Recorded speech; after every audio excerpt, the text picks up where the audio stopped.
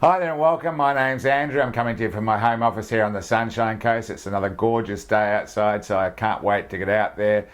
Please like and subscribe if you like my videos. I really appreciate you, and I appreciate you stopping by. Today's video I've named 7 things successful people will do that non-successful people won't do.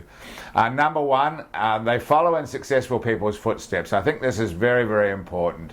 As I think Jim Rohn said, you are the average of the people that you hang out with most. And I don't mean to sound like an aristocratic snob, but if you're hanging out with sort of people that perhaps don't have the mindset that they should have to succeed, it does rub off on you. There's no question about that. So whether it be online or offline, hang out with people that you want to sort of you admire, and people that you want to sort of be like, if you like. Number 2, be coachable. Now, I always recommend that you should have a mentor of some sorts. Now, that doesn't necessarily, if you're kicking off and cash flow is a problem, that doesn't mean that you need to sort of reach out and spend a whole lot of money on a coach. But there's no question that a coach will, a mentor will keep you aligned. It'll keep you on track. He or she will keep you on track, and if they're a good mentor, they'll be straight up with you and really sort of, not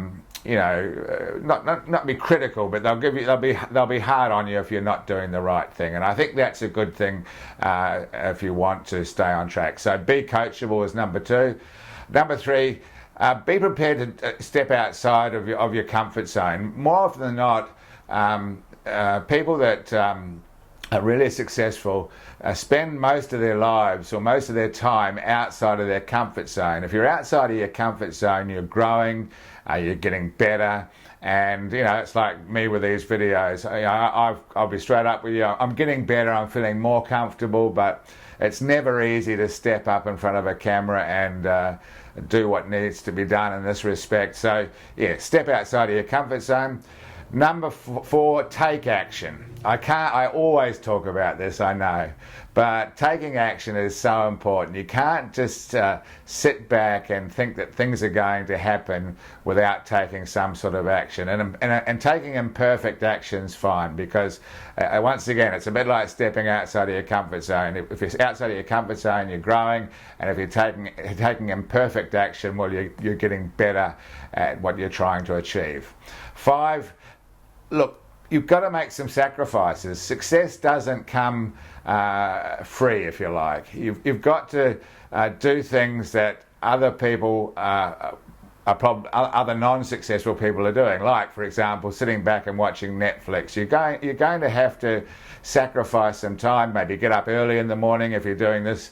If you're still working, you might have to allocate a couple of hours that you'd normally allocate to, let's say, watching TV. It's just something that you have to do. And be prepared to make some sacrifices. Now, I'm not suggesting that you turn your whole life upside down and just do nothing else. But those people that are really successful, that's generally what they have done.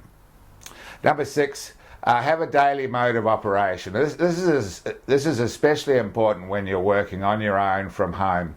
It's so easy to get off track.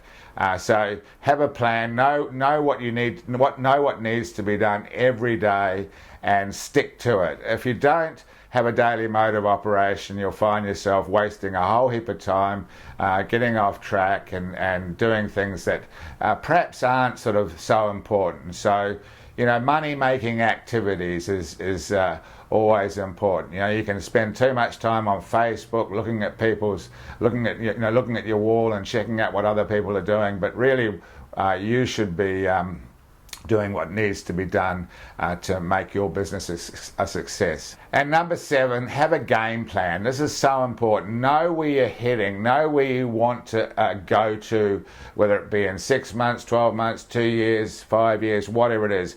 And if it's a house on a hill somewhere and living with your family, happy, doing the things that you want to do, imagine what it's really like and feel it. And sort of really sort of live it, if you like, in your subconscious, and And you know, it's so important that you know where you're going and set a date too. I've often heard that. Write down a date. Okay, June 16, 2021, I'm going to be here. I'm going to be free. I'm going to be doing the things that I want to do. I'm going to be living with my girlfriend, my wife, my family, and really sort of feel it within yourself.